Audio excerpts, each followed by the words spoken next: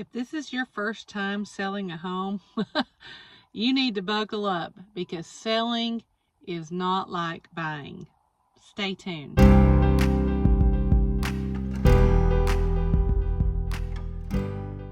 My name is Melody Wagstaff, and I am a local real estate agent here in East Tennessee. And I live in Knoxville. My brokerage is in Sweetwater, Tennessee, and so I service all the areas in between and sometimes beyond. And one thing that I can honestly say is I love helping people.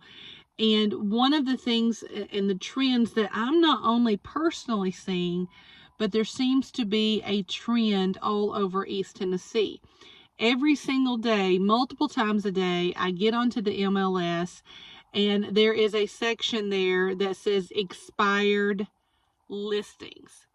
Now, for John Doe on the street, you may not quite understand what an expired listing is, but basically that is a home or a property that has been on the market for a certain period of time and never went under contract or having an accepted offer. And so either the seller will decide to renew that listing with that same agent. They could possibly just take that home or that property off the market completely and try again at a different time, or they can go with a different agent. And so what I am finding and what research is showing is there's three main things that seem to be a trend when listings expired. And so I want to go over those with you so that you don't make those same mistakes. The first one, you don't want to hear this, but we got to rip the Band-Aid off. It's unrealistic pricing, okay? Especially if you're a first-time home seller. You're going to go on to Zillow, and now I believe Realtor has an option of this as well, or Redfin. Some of the others do well, is they will tell you what they think your home is worth. And you're going to see that number and you're going to be like, whoa, I can sell my house for this? Zillow is not always your friend, or any other website that's going to tell you what your home is worth. Okay? I'm just going to be honest with you. Those websites are usually using algorithms, kind of like YouTube uses algorithms to get messages out to different people. These websites will also use algorithms based on behaviors, based on maybe some data, but they have never been inside your house. They don't know if you've done improvements to your house or if you have just maintained your house. I mean, I know here in East Tennessee, the market is slightly cooling. Okay, buyers are going to have more choices. Buyers are going to have more choices because our market here in East Tennessee is slowly cooling. And so it is very important that you don't overprice your house when you sell it. A lot of times, I've seen this, okay, I experienced this before I became a real estate agent, is I kept emotional attachment to my home. And I thought, okay, I remember seeing both my kids take their first steps here. I remember bringing both my kids home from the hospital here. But John Doe, who comes and tours your house for the first time, could give a flying flip about that emotional attachment. You have to take that out when you're pricing a home. Okay, so that's why it's always a good idea to have a real estate agent come to your home, take a tour of it, see what you've updated, what you've improved, what you've maintained, and give you an unbiased, based on data, not only houses in the area that are about the same age, have some of the same features, and give you a suggested price point to do with.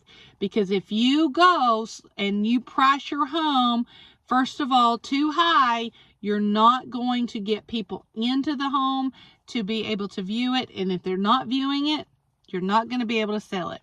Real estate is always about the market.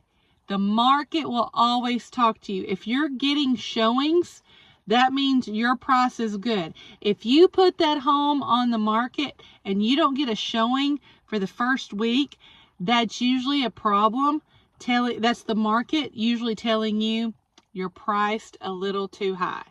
You might want to go ahead and come down. Real estate is about the market you bear, not the market you want.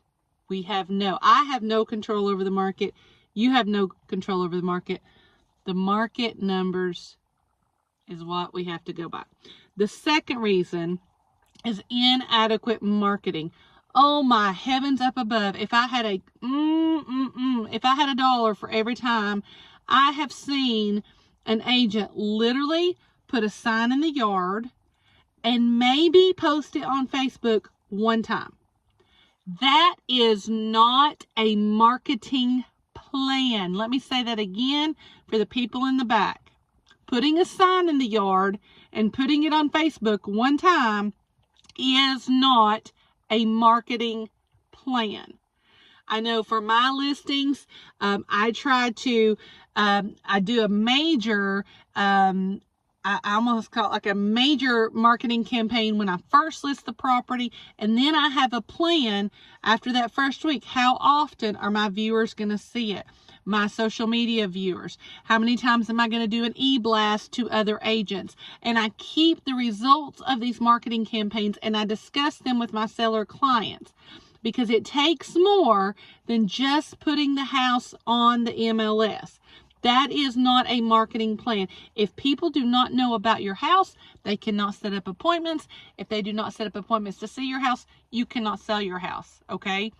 It needs to be marketed, and it needs to be marketed well.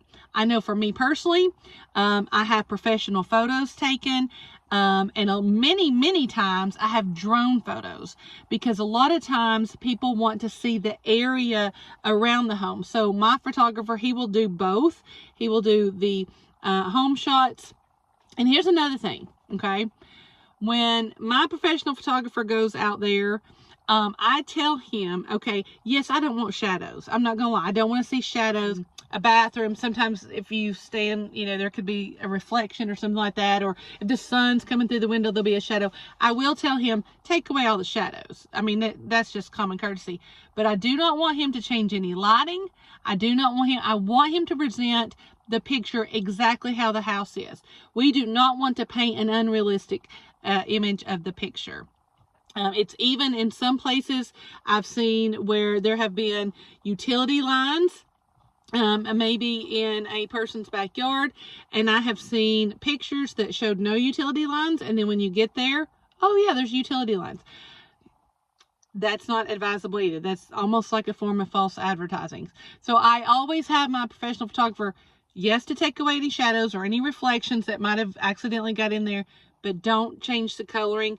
Don't change anything else. We want to present the image. We want to present the home and the property exactly like it is. So for me personally, professional photos, drone photos, and a marketing plan that involves more than just putting a sign up in your yard, more than just advertising on Facebook, more than just putting it on the MLS. Your agent needs to go over that with you. They need to share those results with you, so you always know that they are working for you to try to get your house sold. Another thing that I personally do, you've seen me do this. I will do walkthrough videos of the home or of the property. I will put it on YouTube channel. I will do Google ads. I do Facebook ads. I do on LinkedIn, Instagram, and I constantly keep it fresh. A new angle from it, maybe show an inside picture, whatever, until we get the home sold. So that is a marketing plan. That is more than just posting one time. So you need to have a reasonable price, and it needs to be marketed well. The third thing, this is going to hurt. It's going to hurt, is a presentable house. we've got to make sure, us agents, that your home looks good. That's why we advise letting us come into your home, like me, if you hired me, I'm going to come into your home and I'm going to say, okay, I suggest you do this. I suggest you do this. I suggest you do this. Not to give you more work to do, but to make your home look the best that it can possibly look. Because when John Doe is scrolling on the Zillow or the Realtor or whatever, those pictures are going to be what interests them. And so we want to have good pictures. And that involves cleaning up, not making spaces look so cluttered. We don't want weird smells. And I know that is, that's going to step on some toes. I went into a house, I'm not even kidding you, a few months ago. I took my clients, they had a small child. As soon as I opened the door, the small child immediately started coughing because there was such a distinct smell of numerous dogs.